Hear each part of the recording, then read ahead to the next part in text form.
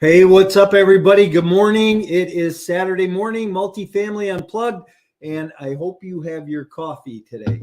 How's everybody doing this week? It's been an interesting week. I hope you had a great Thanksgiving and got to spend some time with family and just really got to relax, maybe recharge, maybe think through a little bit about where the business is at, where your business is at, where you want to go.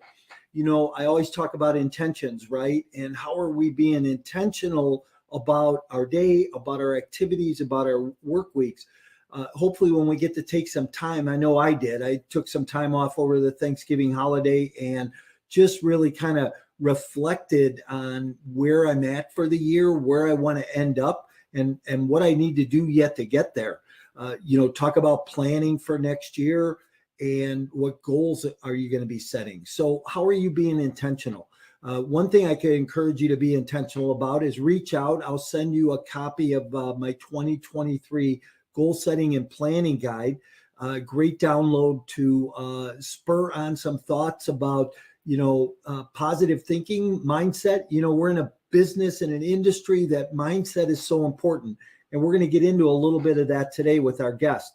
But go ahead, shoot me an email or put it in the chat. I'll make sure that you get a copy of that planning and goal setting guide. And we will get started here in a second. But my guest today, Michael Nemshaw. Michael is from Greensville, South Carolina. He is with Upward Investment Group. What we're going to talk about today is we're going to talk about that transition from the W-2 world into the multifamily investing space. A number of people have done it. People are trying to do it. Let's see how Michael did it. Let's bring him in. Michael, good morning. Hey, Mike. Thank you for having me. How are you today? I'm doing great.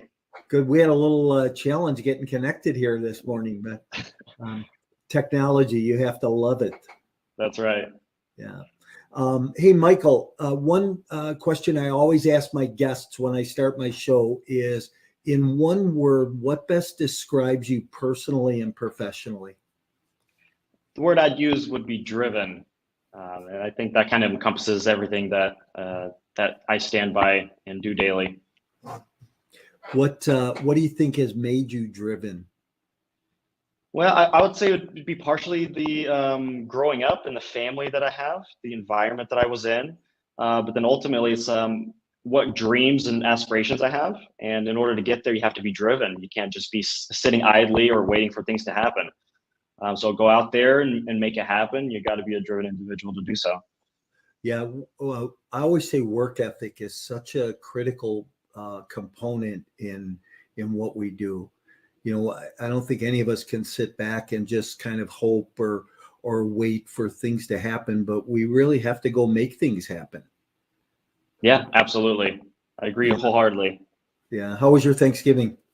It was great. Got together with a home group, a life group that I lead in my church, and got together with my family as well in Asheville, North Carolina. So it was definitely a great time. Nice. Definitely time to relax and blow off some steam before kick it into gear for the final part of this year. Nice. Yeah. That's interesting that you said you lead a small group. That's right. I lead 42 individuals in my church. Wow, 42. Good for you. I've been leading a small group on Zoom. Do you guys meet on Zoom or personally or?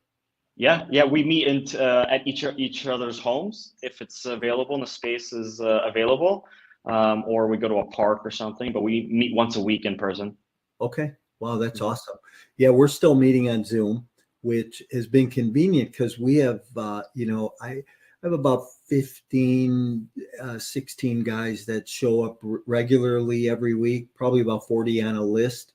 But, from all over, one of our guys is from England and I'm in Chicago. So we have people from the Midwest and the West Coast, the East Coast. So it's a great eclectic group of guys.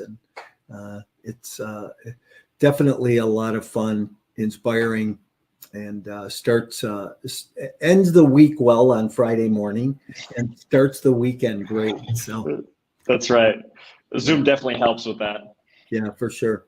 Hey, so let's talk a little bit about your background. How did you get into this world of real estate investing, multifamily? Where'd you come from? And how'd you get here? Yeah. So I came from a background of a family business. Parents immigrated from Belarus in 92. I was shortly born after in 93. We moved to Asheville, North Carolina. From there, started a small business. And I've been in a family business atmosphere growing up all the way through childhood, as well as getting into college. Went into engineering. After engineering, moved over to Greenville, South Carolina, which is like where I'm currently at. All in the meantime, I was being slightly exposed to real estate, maybe helping father to grade some lots, to build a primary home or a secondary home. So got really good exposure on the business front and really managing systems and people. And then it went into engineering, decided I want to change the scenery, want to change something up. That's where the W-2 scene came in. So coming from the freedom of having a choice of what you do, what kind of work you can decide to do, of working in the family business to a W-2 where you're strictly monitored and you've got a strict regiment, a certain amount of hours you got to work to produce. I found myself not wanting to be in that environment. And that's sort of where my journey started to creep into the real estate personally. Outside of the family aspect, where I began building my first duplex, finished that up in the first year and a half, in mid of the COVID pandemic. That was very interesting. The pricing of everything skyrocketed, so it kind of gave me a kick in the rear of what needs to be done and how to budget accordingly. And in the midst of that project is where I got exposed to some realtors and some other investors who said, why are you doing only 2 units? Why don't you do something much larger, 5, 6, 10? I was like, I never thought of it. I don't have the capital to do so. He's like, well, I don't either, but I have a network of individuals that can help accommodate and bring this whole portfolio together, and is how I currently manage hundreds of deals. So he really sparked my interest. From there, I call it my education phase. It took me about 6 months of really connecting, networking, reading every document I can, every book, podcast, really just dove in. And then at some point, it was the action. I gotta take what I've learned, I gotta implement it, and build something that's gonna create value for all those individuals that I want to bolt together, take down a larger asset instead of a duplex, take down something bigger. So from there, that's how my real estate journey began and is currently going on. And that's been a year and a half, 6 years, 6 months education. And then last year, partnered with a local investor, Joel Douglas, and now we both co-founded Upward Investment Group. And in the last year, we've been underwriting all the deals that we can, building our team, building the brokerage relationships, property managers, risk capital investors, the equity investors, as well as banking relationships, both local and further out in the markets that we're looking at, and really just built the team that we needed. And now we're just looking for the deals. And that's been the last 11 months. We're in November. So currently nothing we have in the portfolio besides a mobile home park, 25 units. Not exactly the target we decided to go for, but it's in the portfolio, and really looking to hone our skills and the assets that we look at specifically to the multifamily, and really grow in that space before we dive into multiple different asset classes. Nice. Yeah, it's obviously a learning process, the whole multifamily space, isn't it? Absolutely. It's nothing like residential.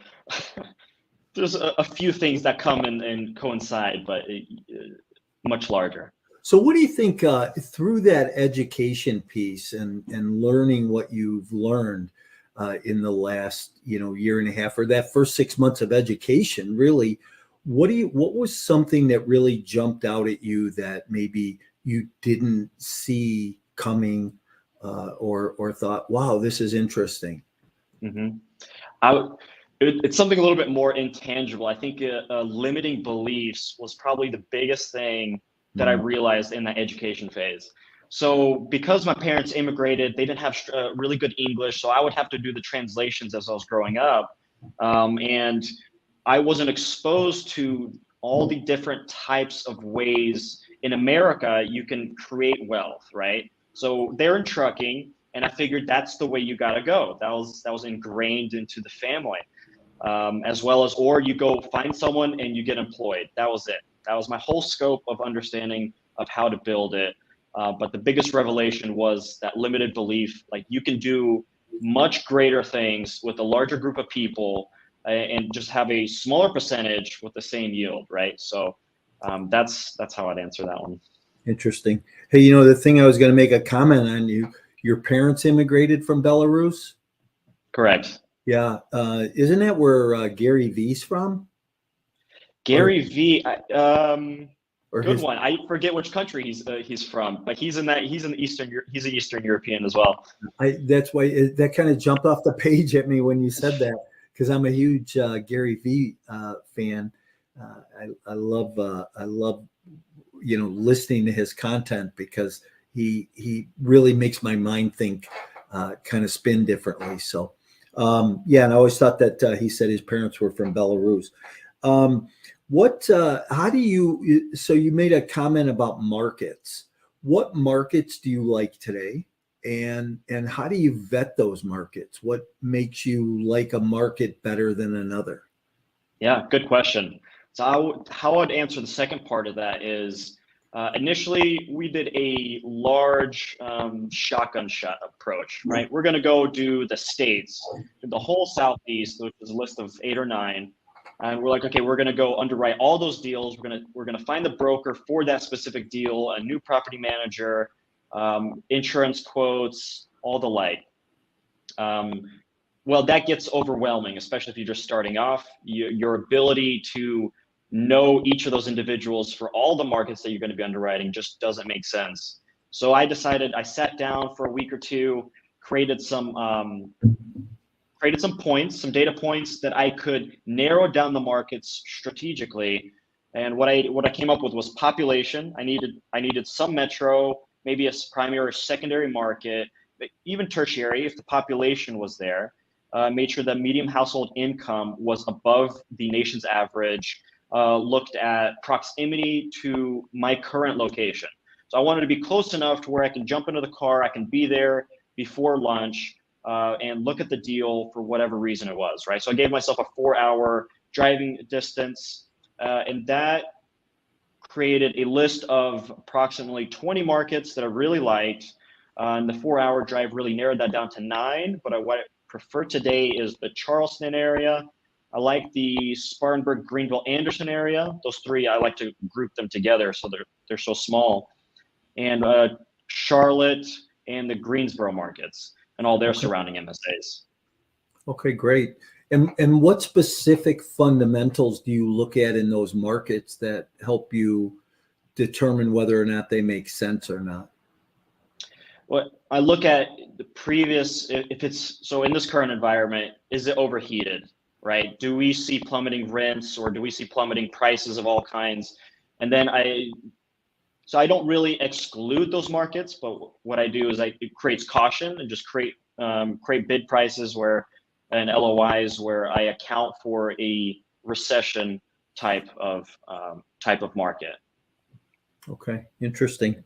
How about underwriting? How do you guys underwrite, and where did you learn how to underwrite? I think that, you mentioned limiting beliefs, and I want to get to that in a minute, but you also, talked about analyzing deals and underwriting.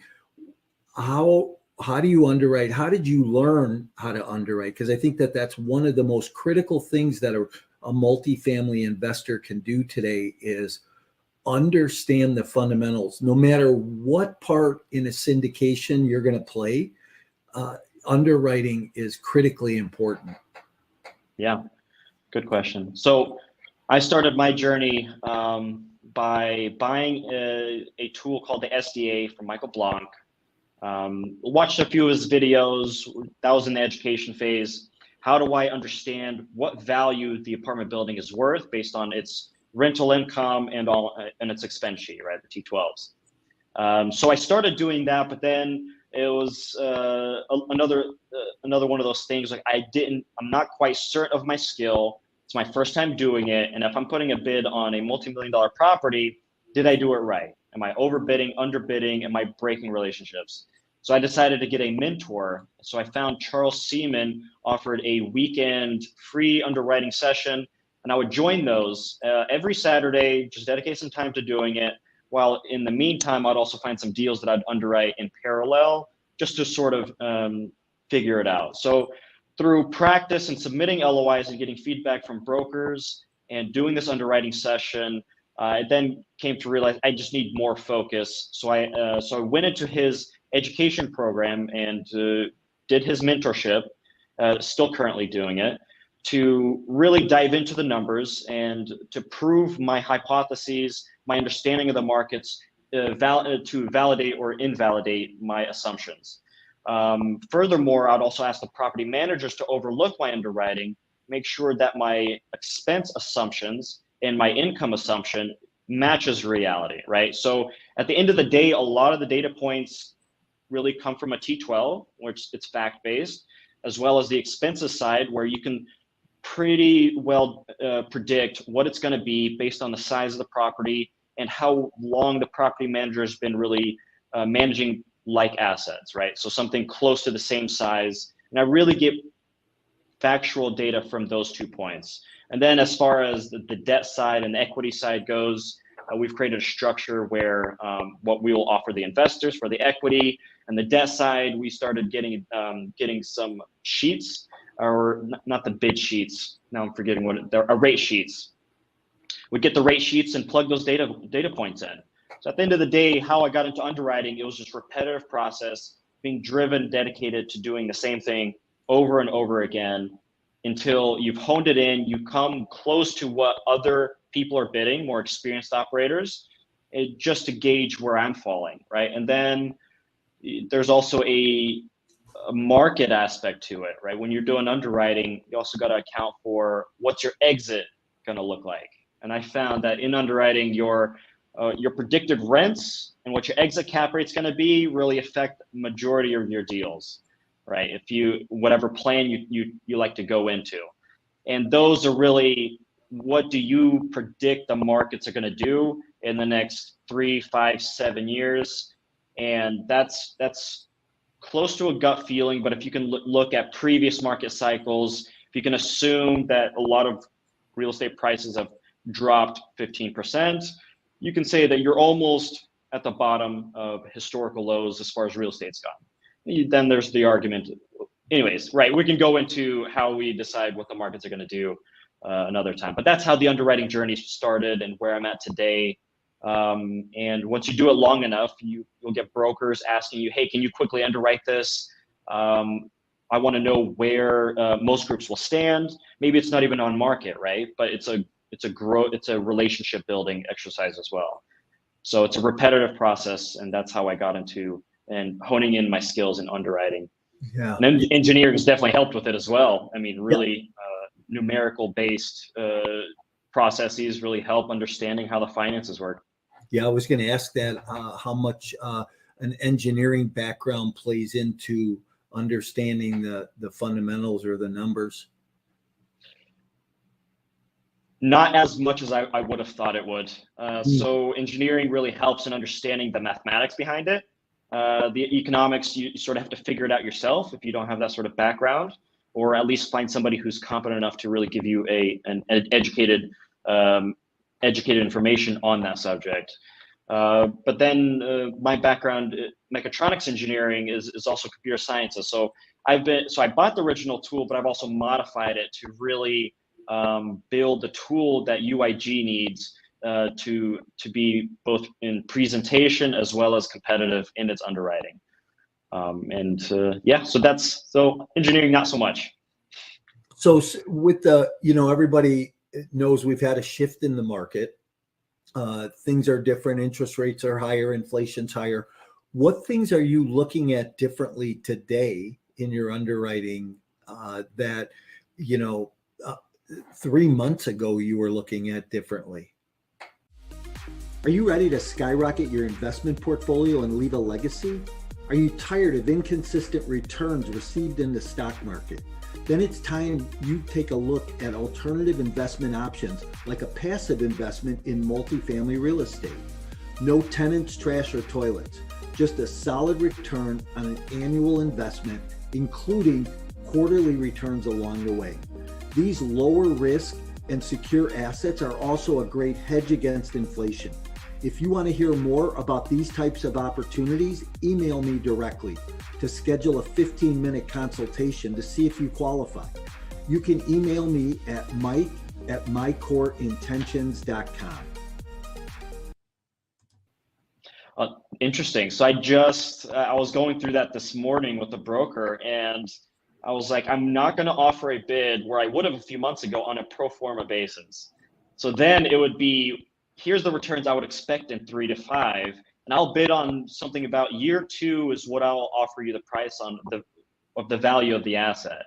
Now what I'm saying is I've gone away from the pro forma bidding to here's what I believe the market's going to do in the next 5 years, and based on my conservative nature, this is where I'll offer it, right?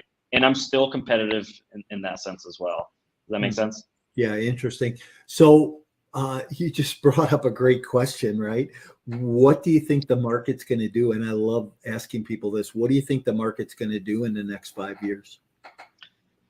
I think in the next 5 years, we'll recover back to where we will be in like January, February. I think we're still seeing the high side of real estate since it does move so slowly. But you can see single family homes, they're plummeting in price depending on the market. Obviously, there's some spots that are still okay, but I think commercial real estate will follow as well. And the rental increases of 15% will no longer apply over the next 5 years. So I think we are in the dip, and we still have a bit more to go, another few months, if not a year. And then we have another 4 years of recovery back to where we are today. That's my thought process. Maybe it'll extend a little bit, right? However it compresses, the time frame will come and go. But I think about 5 years is really where we'll fall. Do you think that we're in more of a normal market today? And it just hasn't, the realization has not caught up with people yet? That's a good question. So I'm a little young to have gone through multiple of these cycles. So the way I'd answer that is I've asked some of those individuals who've gone through many of them, and they would say it's not a very common down cycle, right? Maybe prices have skyrocketed in the last 2 months. It's not similar to 08. It's closer to something in the 1990s. I believe it was the 1990s where the interest rates were at 15%. They're predicting we're going in that similar direction. And I would say the same thing. Maybe it's been overvalued for the last 2 years. COVID sort of put a halt on it. We jumped back up a bit, but it's now time for the downtrend for a more of a historical drive downward. As you can see in the interest rates as well, right? The slope of its increase is never been done before. Yeah. I think I always love asking people that question or questions around that, because there's so many answers out there, and I don't know, none of us know what's going to happen, right? I mean, I've been through a few downturns myself, and I know that I got into real estate and interest rates were double digits. So for me, they're still historically low. And if you look over a 30-year trend, 8% has been the baseline for interest rates. So when we drop to 3, 4, 5% interest, we're still low, right? And I think that there's that one factor, which is getting sellers to get on board and catch up with their pricing. That's a big piece. Let's talk about limiting beliefs a little bit. What were a couple of the limiting beliefs that you had coming into the business that you had to overcome? That's a good one.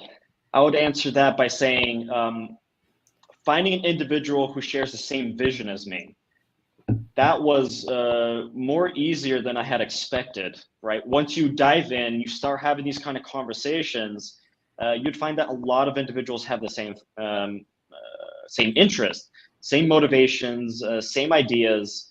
And then what distinguishes between you two is the driven factor, right? I mean, are you motivated enough to do this for a few years? Another limiting factor would be, I can't get to $1 million over the next 5 years, right? I can't manage 200 units because you don't have that experience, right? So then you overcome it by, I have an advisory board who brings that experience for me, right? I have individuals who compensate for it or have methods of overcoming those thoughts of limiting belief. And I think those are the two main limitations I found in opening up UIG. And are you better at those today, or and I don't mean to say are you better at those today, but if you've worked through those, do you have others now that show up? Absolutely, yes. I mean, we've gotten much better. Right, once you discover your limiting belief, all of a sudden the gates open and everything opens up, and it's much easier, much smoother to move forward. And now I find that through my conversations with others and being in front of others, my experience now in conversations and submitting LOIs now has more of a foothold versus using my advisory board. So that, yeah. How many deals have you underwritten lately to try and buy? So in the last 4 months, I've underwritten 70 all the way through. From the 70, there's hundreds more routes screened quickly, right? Based on market. I'll do a quick market research, really just filter through those. Maybe a unit count didn't quite fit where we are, and maybe a capital partner isn't currently positioned to take those down. So I would say 70 solid underwritings. Yeah, that's interesting. And I want people to get a hold of that number, right? Because this isn't a business, and we're not in a market today where we can just look at 1 or 2 deals and say, oh, I can't do this business. Like you, in the last 90 days, we've underwritten 68 deals, written 4 LOIs, and we can't close that gap between, the bid and ask. And the sellers, I think, need to start to understand a little bit more, hey, if you want to sell your property. And, some of the deals that are coming on the market, I don't think are really make a lot of sense. So we have to keep the ball moving, right? Those, you said it early on, broker relationships, getting on buyers lists, having brokers send you deals, underwriting deals, what's in your buy box, and does this deal I'm looking at match my buy box or my market buy box? What is in your buy box today? What will you look at, or what will you not look at? So I'll look at anything that is in reality. I mean, you just mentioned, right? Is the seller's gap to my purchase, is it coming down? So what I'm looking at is anything in the 15 IRR rate, and it's got to have solid cash flow. I mean, maybe year one, the solid cash flow doesn't present itself at 7% right away, but I've got to have something that's beating the markets today. Otherwise, why are we doing it, right? Or maybe you're doing it for a tax advantage. That's another strategy. But looking at that 15 IRR, I'm looking at that 7% cash on cash. Equity multiple does factor in, but not as much as really the cash flow. That's based on my premise, based on my conversations with the investors that we have, right? So those are my buy boxes. As far as unit count goes, I mean, we just lost out on a bid for a 254 unit, and we go down to something as low as a 24 in Charlotte and Concord, right? Lost both of those. So I mean, the unit count, it ranges depending on the relationships that are open and free to take something down today. and if the numbers make sense. Another thing, purchase price is just really massive, right? I mean, I'm submitting LOIs today, even though I know they're going to be rejected, but I'm on that bid sheet, right? Getting that exposure, getting that relationship going. Anywhere between 15 to 50% difference where it makes sense. 50% for me is crazy. Why are you guys asking for such a high number when you know it's not going to work? Nor will the bank provide that debt to it when my debt service is at either 1 or less. Right. So so I'm having a hard time. Well, I wouldn't even have a hard time. I just need more patience with the sellers coming down to where someone's going to buy their property. No doubt this is a game of patience, right? Especially in the market cycle that we're going into. So let's start to wind this down a little bit here. 3 bonus questions I always like to ask people. And you kind of alluded to this education piece early on, but what's the best book you've read? That's a good. Rich Dad, Poor Dad comes to mind quickly. So that one kind of started my mind to thinking different ways of generating income, retaining what you have, right? And different methods of building, right? The quadrant, right? The employee, the self-employed, the investor, and the business owner. And that quadrant it's ingrained in my mind, and I'm moving over from the self-employed now to the business side as quickly as I possibly can. Nice. How about what's the best tourist attraction you've ever seen? That's a good one. I went to Alaska. I went to the Denali National Park, and I got to see, I forget which mountain range it was, but I was in the mountain ranges, and I would say just the landscape itself was the best attraction I've seen thus far. Wow, that's really cool. Boy, yeah, I asked that question of all my guests, right? I had 300 episodes of podcasts, and nobody's ever mentioned Alaska, and you really have my interest piqued on that one. That's for sure. Yeah. Best restaurant you've ever eaten at? Oh, that's a good one. If I have not eaten at a restaurant in a very long time that's really stuck out to me. There was one in New York, but I only remember the steak. I'd say Chick-fil-A, but that's not the greatest one to go to. Yeah. Chick-fil-A one, boy, that's a great sandwich though. So I love a good steak. So if there's a place for a great steak, I love a great steak, especially when I get to travel. So Michael, give me a recommendation. Are you coming to Chicago? I am not. Maybe I can. I'll stop by and see what you guys have over there. Yeah. If you come to Chicago, great place for steak is a place called Gene and Giorgetti's. Been around for years and years, and they really great customer tableside service and great food, excellent steak. And then if you are going to California, in California, I love a place called Mastro's. There's a few of them around the country, but Mastro's is awesome. So for good steak. Thank you. Definitely got to try those out. Yeah, I have a good friend who is out in the Carolinas. He was in Greensboro for years. We've known each other for years through the real estate business. He just retired down to Southport, and he keeps trying to get me to get out there. So I'm gonna have to get out there one of these days here. So yeah, come down and thaw out. I know it's getting cold over there. Hey, it's been great talking with you this morning. Any last thoughts for somebody coming into business who's has maybe some hesitation today, but they want to get started in the multifamily space?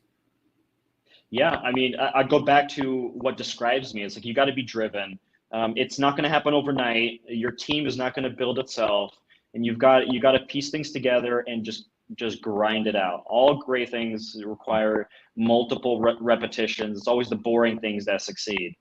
So you maybe underwriting is not your thing. Find somebody who does, but you got to just grind it out and keep going. Yeah, for sure. Hey, how do people get a hold of you if they want to get a hold of you? Yeah, you can find me on LinkedIn, Michael Nemshon, Upward Investment Group. You can follow my page there. We also have my email down below. If you want to schedule a meeting, maybe have a conversation, just reach out anytime. Excellent. Michael, thanks for being here this morning. I appreciate you and your insight, your education that you've brought to the table. I'm going to move you to the back room. Say goodbye to everybody. If you hang out with me for a minute, it'd be great. Yeah, thanks, Mike. I appreciate it. You bet. Thank you. Hey, everybody. That was a good show this morning. A lot of good information. So if you're somebody thinking about going into the multifamily business, if you're coming from the residential side or coming out of a W-2 job, and this is something that you're passionate about, take some heed from what Michael said this morning. A couple things, that driven piece. I think it's work ethic, right? He's underwritten 70 deals in the last 4 months, and hasn't put anything under contract. I've done the same thing in the last 90 days, 68 deals, written 4 LOIs. It's just indicative of where the market is right now. It's a game of patience. So if we can help you create more patience, if we can help you create more or get through your limiting beliefs a little bit more, reach out, let me know. Remember, get your free 2023 goal setting and planning guide, download it off the website, or send me an email. I'll send you a copy of it. Love for you to work through and be intentional about the upcoming year. Thanks everybody for being here. And we are here every Saturday morning at 10 a.m. So make sure that you tell somebody and put a cup of coffee in their hand, listen in with them, because you never know who's going to be here or what we're going to share.